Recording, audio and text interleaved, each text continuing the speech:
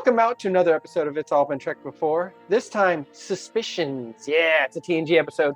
You might be suspicious. You might have your suspicions. You know what? You don't have to have suspicions about is our mothership, the one that started off It's All Been Done Radio Hour. They have the anniversary show coming up this weekend, this Saturday. I guess it is this year. It's the anniversary, right? And this is 8. Are you kidding me? The 8th anniversary. Holy mackerel. Wow. There's no way I'm going to make it to us covering Picard at this rate. But very exciting. Go check them out. They're at their new place, Boxland Media. I think you can find it at boxlandmedia.com. Great new venue. Great space for the Radio Hour troopers. So check them out this weekend. And in the meantime, check out Suspicions on It's All Been Trek Before. Welcome out to It's All Been Trekked Before. Some of your hosts are here. This is Steven. Jimmy-Jerome. No Keith. He forgot. Suspicious. It's racing. I have my suspicions about why he forgot. But, we got there. If you didn't get it from the beginning, we're talking the Next Generation episode, Suspicions, First Impressions. You know, it's a weird episode, and the Crusher ones always are. And I thought there were a lot of weird devices in it. You know, the narration and cutting back to her and Guinan talking and stuff. All that said, I usually am the one who's like, man, this mystery is gonna suck, and I'm not gonna like it, and just get to the point and all that stuff. This one, I enjoyed. You know, I didn't think it was the greatest episode of Trek or Hung the Moon or anything, but I did enjoy it. I ended up, I was interested in what the mystery was. I did not expect the Kataran to be the guy. Yeah, I was sure it was one of the Vulcans, or the Klingon was too obvious.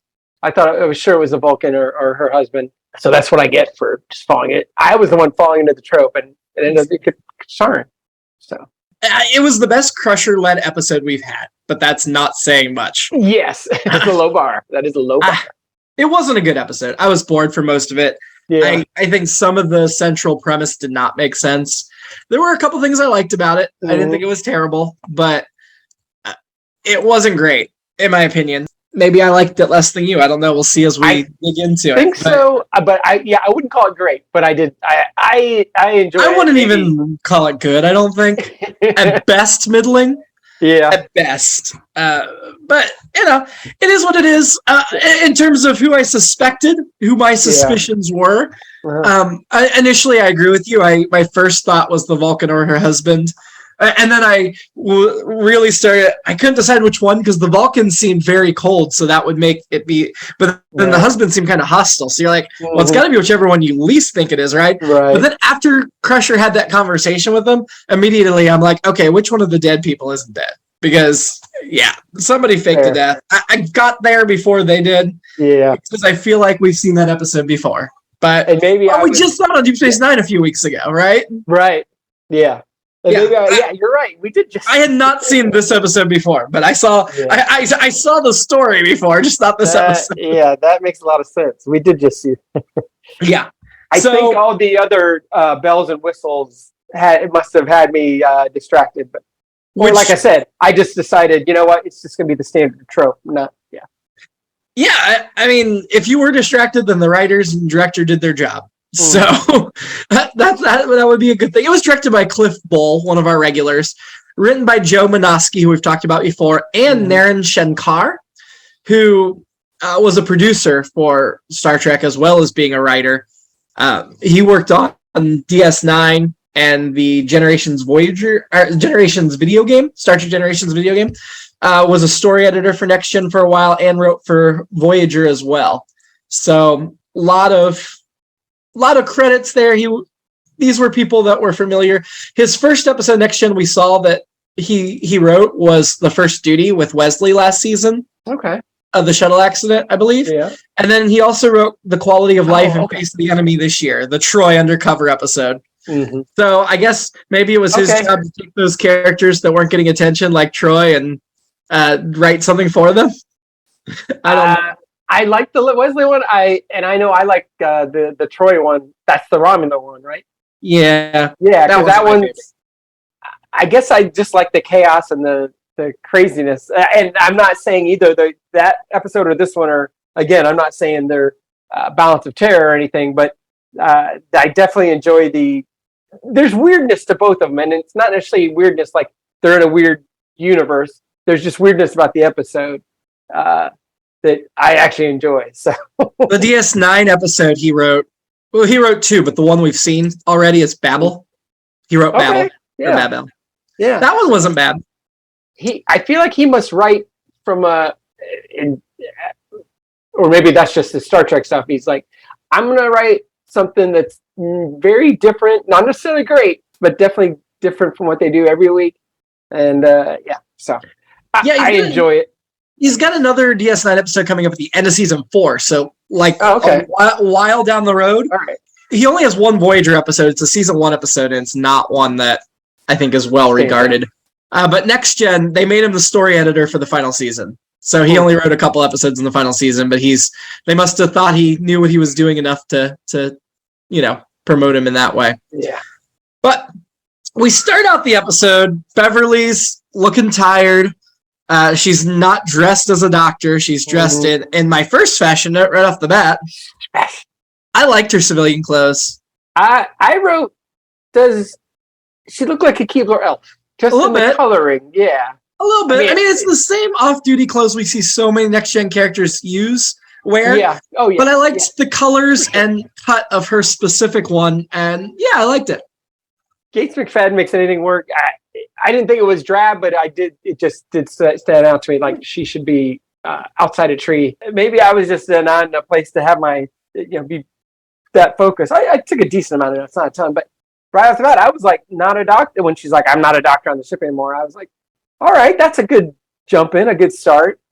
Now it's a good hook. Then it gets weird to me, but it just gets weird that she's doing the voiceover and the conversation with it. It's Guinan, so eventually I end up enjoying it and all that, but it just was so stilted and exposition-y, which whatever. Yeah, that happens. I wish they'd done more cuts back to what they were doing rather than the narration. But and also, this doesn't bother me. It just seemed weird, and maybe it's because I watched this on a computer last night and listening through my headphones instead of on a TV.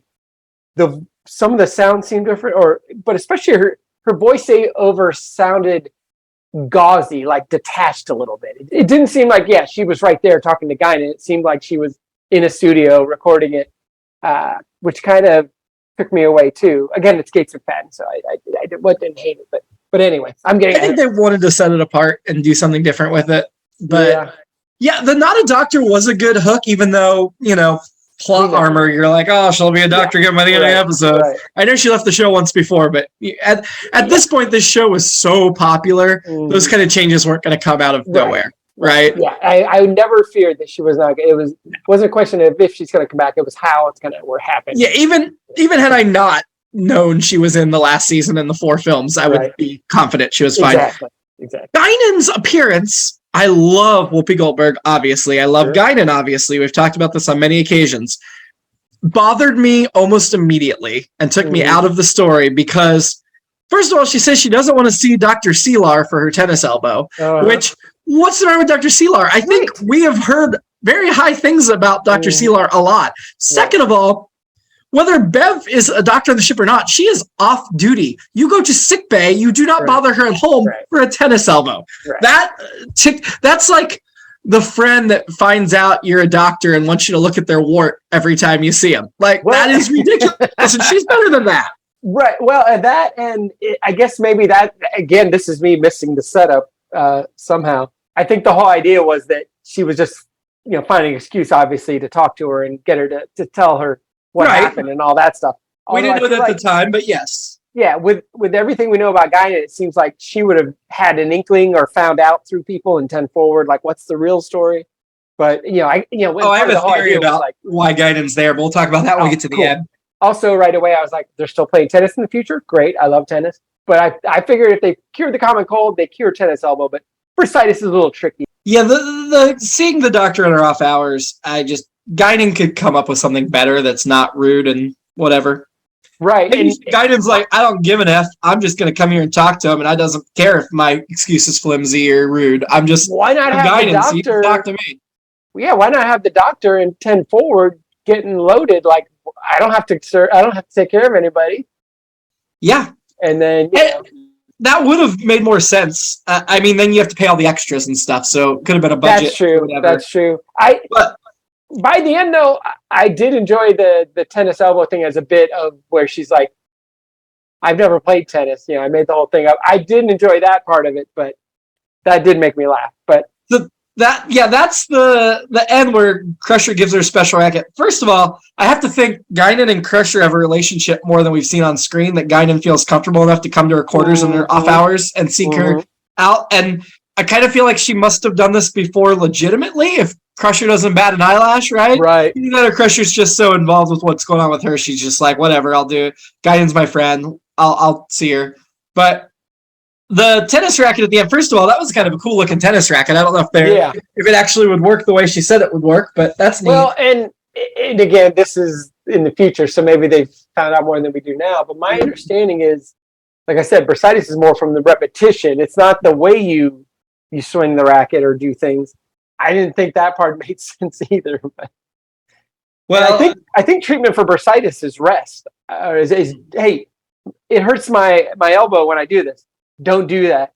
I think that's the cure. But I'm not that kind of doctor. So back to the beginning of the episode, as Beverly starts to unfurl her story, we're introduced to 5 scientists that have come on board. Dr. Rega is the main one, the Ferengi, played by Peter Marks. Peter Marks, who is best known for, I mean, the photos on his IMDb page are for Rega. It says he's best known for playing Dr. Rega and 2 other parts of Next Gen over 3 episodes. Okay, yeah. He was previously in Menage a Troy as a different Ferengi. Ha. And then in next season, he'll be in an episode called Bloodlines near the end of the series. He'll also play a character in a couple episodes of Voyager. It looks like he's only got 17 IMDb credits. It looks like they're pretty much guest starring roles. He did play Clark on All Real Monsters. Oh, that's a guest starring role as well. So yeah, he was an episode of Cop Rock. Just more that we need to see fat. Yeah, Cop Rock. But be a special episode. He has developed this new subspace thing that I really didn't pay attention to. I didn't really care what it was because it was a MacGuffin just to get us into the story. And because nobody takes Ferengi scientists seriously, because all they're in is for profit. Right. Beverly sticks her neck out and invites a bunch of other scientists, but only 4 show up. The Vulcan woman. Well, I won't go through all the actors right now. We'll get to them in turn because that'd be boring. Sure. But the Vulcan woman, Dr. Tapan, her husband, Dr. Christopher. There was an alien that we did not recognize, Dr. Jobril. I think you said the name of the alien. And then there was a Klingon who was Kurok. For some reason, at least on IMDb, there's no Dr. Kurok. The rest of them are doctors, so I don't know about that. But they're here to see what's happened. But immediately, again, and I know Crusher probably has hobbies and interests outside of her job, just like everybody else, but this is a science thing on subspace fields or whatever. Right. Why is a doctor the one organizing this and not a scientist? Right. I thought the same thing. Or why does thing. she not have the science department involved, at least? I thought that same thing. It was like, wow, this is, why are we shoehorning her into this? Why not just make it a medical mystery? You could do the same thing with a medical rewrite. Right. Yeah. I mean, she could do the it's unnecessary. I also had the same thought that she had about the Ferengi scientist, that it's a contradiction in terms, and then they explained it. So I appreciated that they've established the Ferengi well enough that people are like, wait a minute. Yeah, and the same thing with the Klingon. She's like, they'll take Klingon scientists seriously. Right. Like, no, they wouldn't. Yeah. Vulcan, absolutely. We'll take that seriously. So it was kind of almost a misfits group other than the Vulcan. Yeah, and I thought that was going to be the whole episode, kind of like the episode where Will is at the advanced kids, the Mensa kids thing where he meets those people. I thought it was going to be one of those kind of episodes. Real quick, if you have bursitis, the treatment generally is rest, ice, and pain relievers. Surgery is rarely needed. So Guinan's got plenty of ice in the bar. So exactly. So and alcohol are pain relievers. So I don't know why she's coming to Crusher at all. So the shuttle that goes out to test Dr. Rega's theory is the Justman. Of course, we know that's named for Bob Justman, the producer of the original series. I think he worked a little bit on Next Gen Season 1. Mm. But yeah, as soon as I saw the shuttle name, I'm like, oh, that's cool. I missed that. That's awesome. Yeah. The shuttle is piloted because they need somebody to test by Dr. Joe Brill. That's the alien that we hadn't seen before, played by James Horan. James Horan, best known for Metal Gear Solid 5, which is a video game. He's another video game, Arkham Asylum, a lot of video game voices. Yeah. But he has 185 credits, so he works. I thought I knew him based on his voice, so maybe I did through one of those. But yeah, I was surprised I didn't see a lot more memorable roles other than the video games and stuff. He was in an episode of the first season of The Orville. Oh, okay. I mean, just another guest spot. IMDb has changed the interface again, so it's now harder for me to do my quick search. He'll be in 5 episodes of Enterprise, Star Trek Enterprise. Looks like different humanoid figure is only credited all 5 episodes. So I don't know if that's a reoccurring thing or not. But I really I liked his makeup as another fashion note. Fashion. Me too. And I really liked him. And then, when he goes out there and, and even the body paint when his clothes are off later, it was cool. Cool design. And I felt real bad for him when the radiation got to him. But and I did like to call back to the not barium, what do they call it? Barium. Either way. But then it made me think, why wouldn't they just send a drone out? They send probes out. Mm-hmm. Was it necessary for a person to be on there? I wouldn't think so. And if it is, send Data who can control things better. But right. The actor will also appear in another episode next season as a different character. He'll do an episode of Voyager and 2 episodes of DS9. So he's somebody Trek liked and kept using him. Mm-hmm.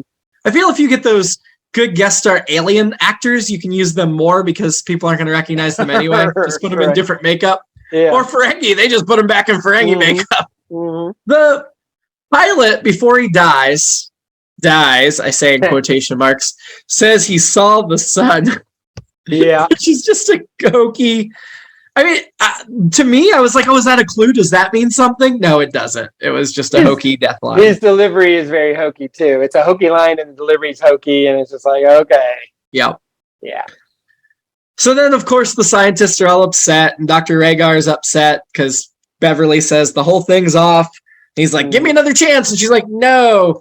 And then the voiceover, which I thought was dumb, says, and that was the last time I saw him alive. And I'm like, okay, so cut to his dead body from an apparent suicide that they can't autopsy because of death rituals. The only other Ferengi death ritual we've dealt with is when Zek faked his death, the Grand Negus, and of course his body was cut up into pieces and auctioned off.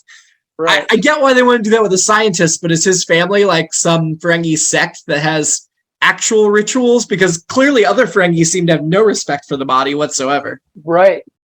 Yeah, it didn't make sense, among other things. I mean, they could have a wide variety of culture, but sure. I don't know. I kind of wanted another line to be like, yeah, his family's very backwards, that they actually care about the body or something, instead of. Yeah, and this brings me to my, I guess, right now point.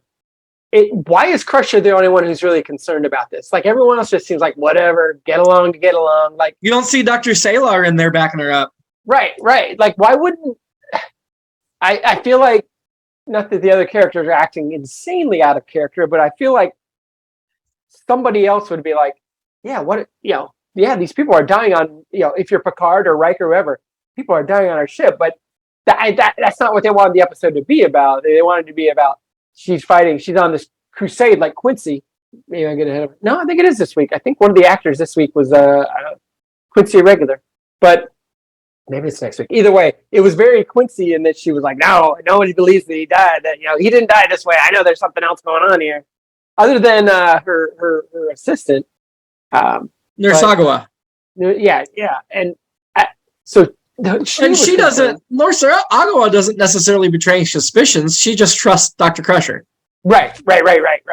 But I don't get why nobody else was like, yeah, this is crazy. We need to do something about this. No, the family's really upset. Blah blah blah. It's like, okay, Yeah, that was a stretch too, I thought. Oh, it was ridiculous. And she said she couldn't get what she needed from her tricorder. Are you telling me in the 24th century they still need to cut people open? Those tricorders are highly sophisticated. Made no sense to me. Yeah, I agree. It's the arbitrariness of the sensors.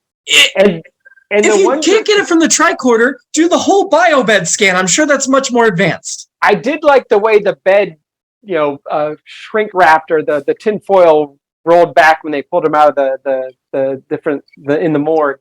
The drawer. Yeah, but the thing she was using, there was that thing she was using for a lot of things, looked like an egg beater. It was just like, this might be, Shinseus isn't right because nothing can touch TOS, but it was very like, that just looks like something you found at a hardware store or an electronics store. You're like, this could, in theory, be futuristic, right? Let's put some lights on it.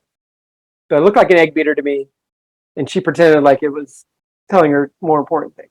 So at that point, she goes and talks to the Vulcan and her husband. The Vulcan was Tapan, played by Joan Stewart Morris, who only has 7 IMDb credits. Yeah. This is only Trek credit, just a handful of guest spots, so not very well known.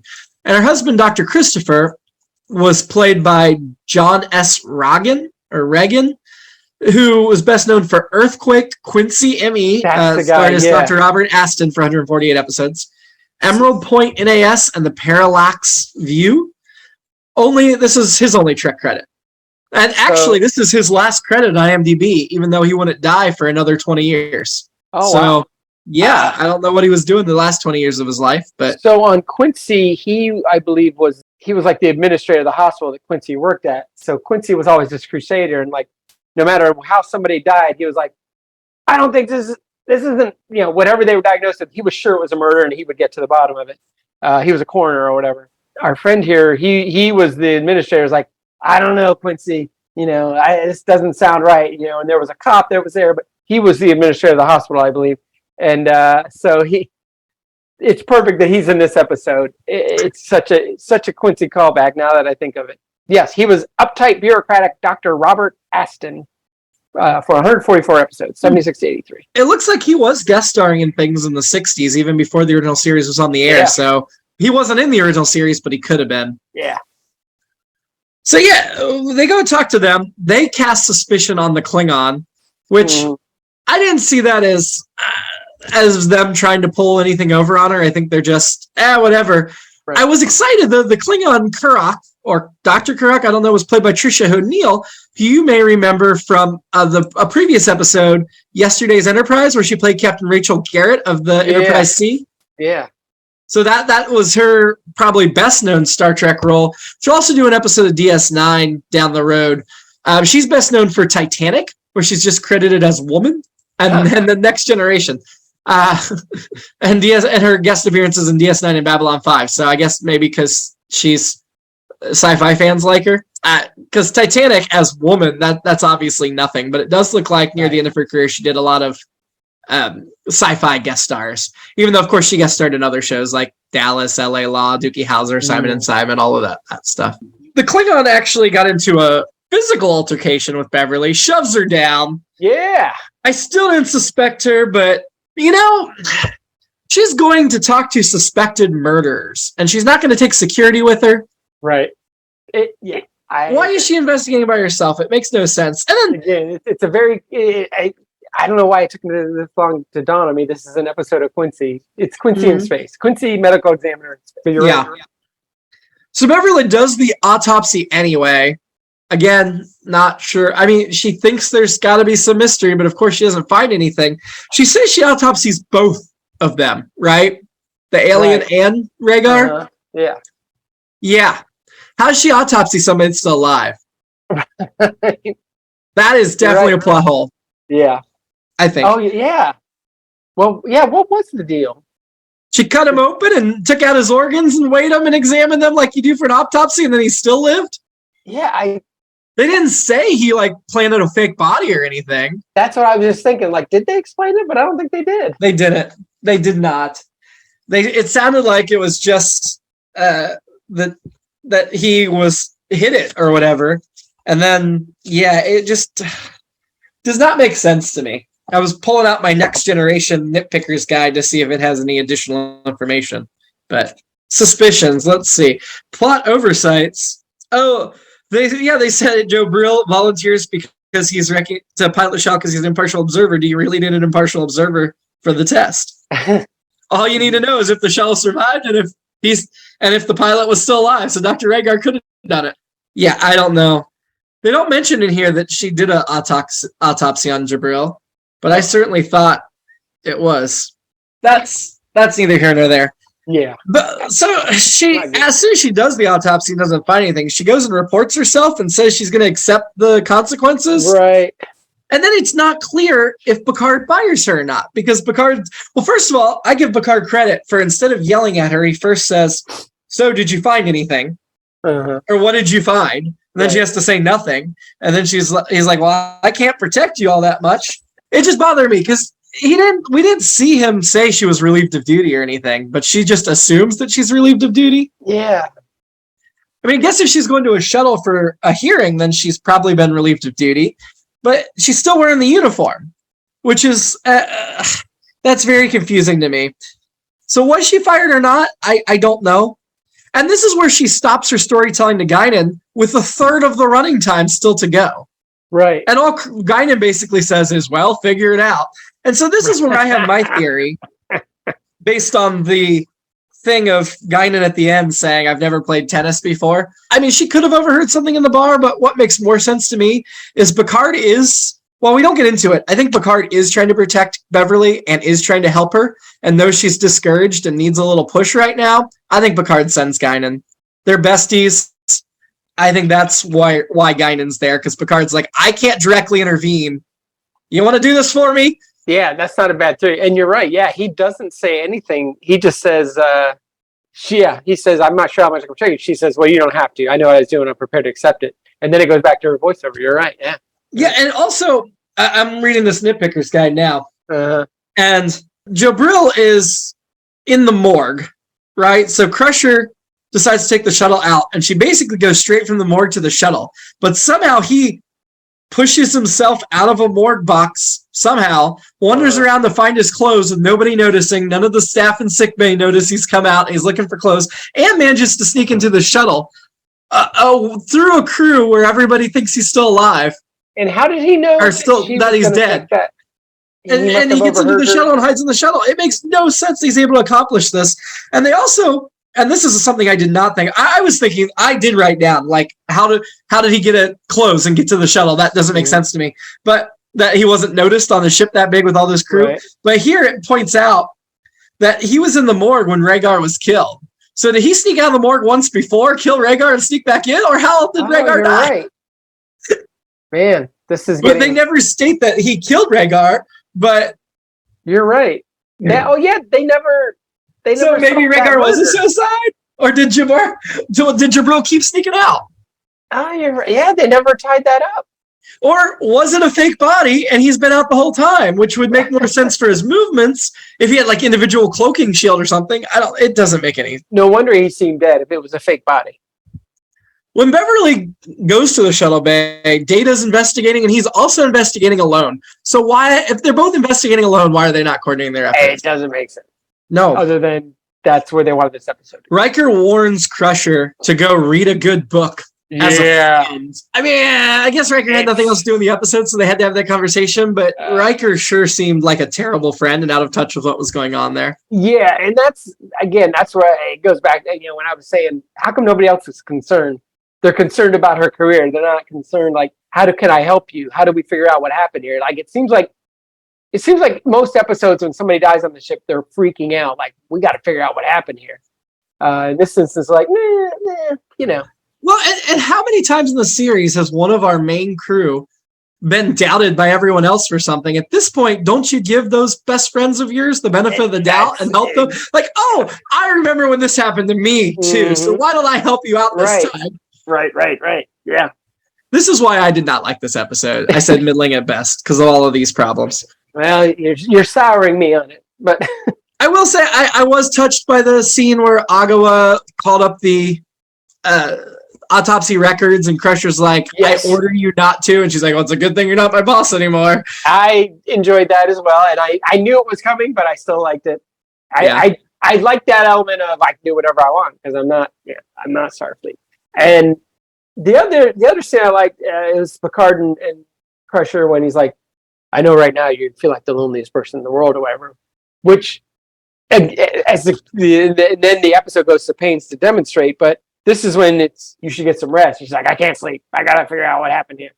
And so I did like that little moment there too, among others. I like some other moments. Maybe I wish the episode had gone the other way, where it was just the scientists hanging out together. Because I did like them all individually as characters. I liked the Kateran until it turned out he was the bad guy, and it was like But even then, good bad guy. Even if it doesn't make any sense, he was able to do these things.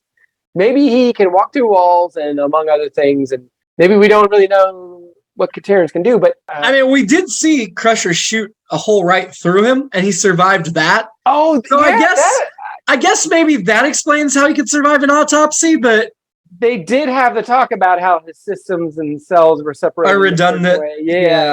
Yeah. So I did like the call back to that. I did like them referencing that. So when he did get shot through, I'm like, oh, okay, that makes sense. But then she vaporizes him, so Ben has no evidence that she's right. Yeah. So how is she going to prove I agree. that she deserves to be let off the hook? I agree. I was like, wait a minute. Again, I'm astonished every time someone gets vaporized. Maybe not every time, but quite often I'm like, wait, whoa. I do think her life depended on vaporizing him right then. It's just frustrating because that gets rid of the evidence. So they shouldn't believe her, honestly. Right. They shouldn't. And a dead guy? I mean, maybe if they open the morgue and they find his body's not there, then they're like, okay, I guess there's something up. But then she calls the Enterprise and she's like, I've got the answer. Doesn't tell him anything. And then the next scene, she's completely reinstated. But that everything she found out does not negate why she got in trouble in the first place. Right. Like, she still did the autopsy she wasn't supposed to do. Why is the hearing now not a thing? You're right. Like, I mean, it's just like the two things had nothing to do with one another, though, right? Like, she did something illegal in the name of... Okay, so she's investigating a murder. Say she's a detective, a police detective. And because there's some evidence in a store that she needs and that store's closed and the owner doesn't want to let her in, she breaks in and steals the evidence anyway. And then she solves the murder. She still should be arrested and put on trial for breaking in and stealing the evidence, right? Right. Like, yeah. It doesn't negate. Yeah. That's actually as concerned as everyone was earlier in the episode about all those things she did. Those are good points. Oh yeah, I had a couple fashion notes. I actually liked all the outfits of everyone. I liked all the scientist outfits. I thought it was interesting, and actually, I'll mention it as I often do. Fashion It So, that my favorite Tumblr, TNG Tumblr. They mentioned that what I wrote down, kind of that when Beverly's fighting with the Katarn at the end, the more she fights with them, the better her hair looks. It was impressive. And I also did look at her body double. And it wasn't quite Shatner in TOS or Shatner's body double, but a little bit. They kept using the word sabotage. And I did not understand what they were saying. They said it like 7 or 8 times that the shuttle, there was sabotage. And it's because they didn't say sabotage. That's the way I understand it. I understand it as sabotage. I did have an alternate episode, which I think would have been more interesting, which it feels like they were trying to go there. Although now I realize it's a Quincy episode. Death on Risa, it's more of an Agatha Christie in space kind of thing. Now you got me there. Because you did have all these disparate people there, diverse people there and everything, which I guess goes back to Journey to Babel and some of those where, you have a bunch of people, different planets, and somebody ends up dead, and it's obvious it's Sarek, even though it's obvious it's not. Anyway, so that's my alternate episode. My alternate episode is just make a good episode. I feel bad for Gates McFadden every time, but it's not her fault. She is doing her best with the material they gave her. It's not her fault. It's not. She deserves better. You've definitely made me like the episode less. I still found things I liked about it, but clearly the bells and whistles had me distracted enough. I was like, oh yeah, that they never did figure out what was the deal. Like I like open-ended endings, but that's not what was going on here. It was just like, we're not even going to bother with it. Mm-hmm. It just didn't make sense. Nah, you're right. So let's get to our rankings then. Sure. Who is your annoyance in this episode? This is going to be a weird one, and maybe I can't even really explain it very well, but I feel like Data, when he gives like the sensor readings or this is what I'm seeing, to me, it almost seems like he enjoys giving bad news more than good news to me. Like I know he's delivering it the same flat way, but there's just a little bit of like, oh man, I hate to tell you this bad news, but this is bad news. The barium levels are rising. Yeah. And it's very subtle, and they got to me. So it was just like the amount of barium or whatever getting the shuttle. A little bit of that got through my shields, and yeah, so Data annoyed me. So Data for his sensor readings. That maybe that's a series long thing, I guess, that's come to fruition here. But yeah. I don't know how it could be anybody but Crusher, honestly. That's fair. Not Gates McFadden. No. Just Crusher. Mm-hmm. Who do you want to have a drink with? This one is also shallow. I don't know if it's shallow. I don't know if my last one was shallow, but this is shallow. Japan. I think she's cool. So I'd like to get to know her better. And I know she likes Earthlings. So, and she didn't get to say him a lot. He did all the talking for her. So I'd like to hear more from her. Okay. Yeah. I'm going to have a drink with Guinan again. Sure. Just clearly she's the right person to talk to and you have trouble because she'll help you figure it out and move on with your life. But yeah. Guinan is who I'm going to try and get to actually start playing tennis. So yeah, you go play with tennis with her. Yeah. She might. You never know. Ranking the episode. I'm starting near the bottom, at least, even if I won't start at the very bottom. Let's go with another murder mystery. Better or worse than Aquiel? Oh. When nobody believed Geordi. And yet Geordi didn't show up to help Dr. Crusher with this mystery that could have really used an engineering assistance. I'm going to go above. I would not. Wow. I would not. Yeah. The one below is Schisms. I'd go below Schisms. I call this the worst episode of the season. All right. Do not make sense why she was involved in the medical conference or any of the things she did. Well, this may almost be a special episode when we have Keith come back and help us decide this. Let's see how high you want to go. Okay, yeah. Above Aquiel is Time Zero Part 2. All right, what's above that? Because I'm still not sure I'm going to go with Time Zero Part 2. But Starship Mine. It's definitely not going above that. No. I'm going to put it above Time Zero 2 so Keith can figure it out. So somewhere in between there. And the bottom, right?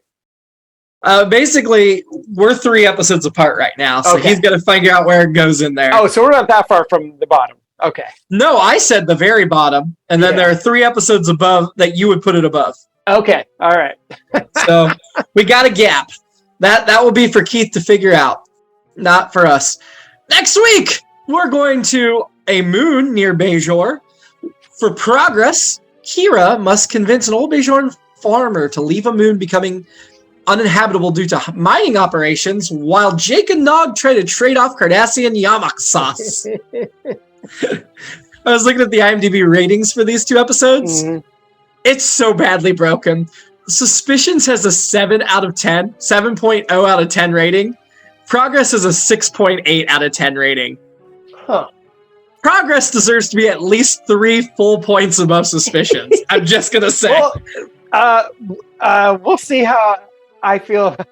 We'll argue it next week, but I think it was a very good episode. So ponder that. I think we might be flipping next week, but we'll see. I'm guessing. Until then, live long.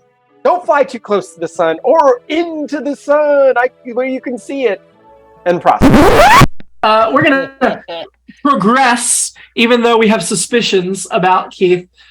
He should love that I worked both of those titles in. We're going to start with Suspicions. Sorry, the Next Generation episode you missed. Right. I mean, it had a lot of the things I typically like. Mm-hmm. I mean, it started. I mean, my taste in that it's funny. It's become fairly dry. As far as soon as we have a lot of scientists showing up, I'm like, yes, okay, we're going to do one of these things, and might not be everybody's taste, but a good what is it? I don't want to say caper, but you know what I'm saying. One of those scientific problems and mysteries for them to work back through, and you also get a lot of different species in the same room that you don't normally get to see, and specific examples of them, which are supposed to be, counter to their characteristics.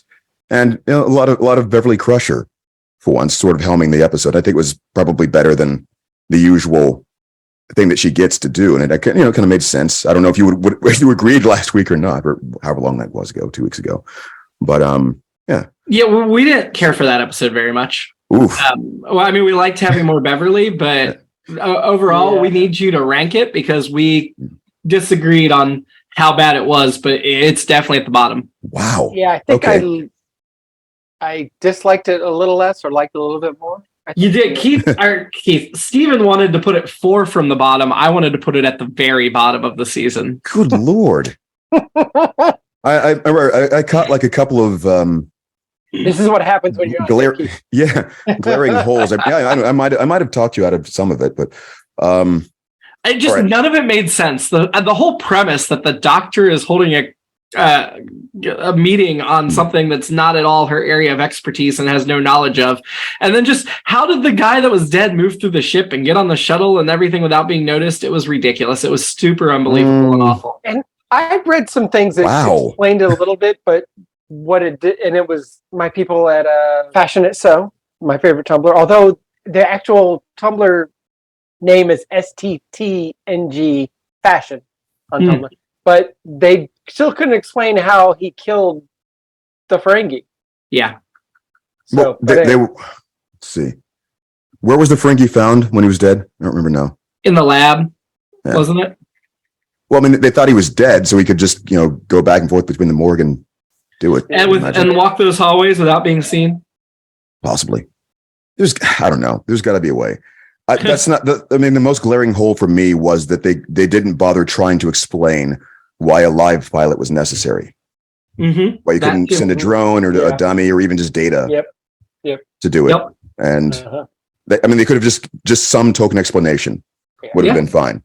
I've been like, okay, you tried.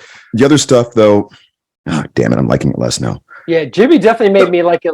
I shouldn't say Jimmy did. Jimmy just explained things like, oh yeah, that makes a lot of sense.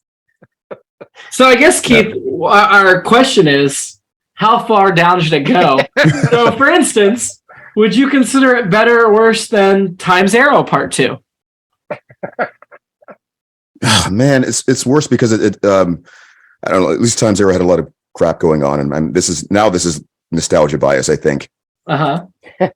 All right, what's below that? Is that the bottom, Time's Arrow? No. Below that is Aquiel. We're in the right range, I think. There, honestly. Thank you. It's a murder, murder mystery, which has the problems of being set where it is, and this is maybe we could call this like the Gunsmoke effect or something, where you have one of these scripts that's probably being tailored that's being retrofitted. You know what I'm saying? Mm-hmm. For the record, Steven had it above Time's Arrow. There are 3 episodes below Time's Arrow. Time's Arrow has 2 other episodes below it, and I put it all the way at the very last place. So if you've gone below Time's Arrow and you're considering Aquiel, you've already gone below what Steven had it. But you haven't got down to my depths yet. I don't want to let those things influence me. Sorry. It's like all right. Oh my God, it's so close. Well, below Aquiel, the worst of the season is Schisms. I think I liked it better than Aquiel because of now I think about the part. It's really just the inspirational part of the Ferengi trying to overcome the stereotypes of Ferengi and so forth. Fighting to make a scientific discovery, centering on those kinds of ideals. I like that. So that is between where Steven and I were. So I say we don't argue and we just put it there. All right.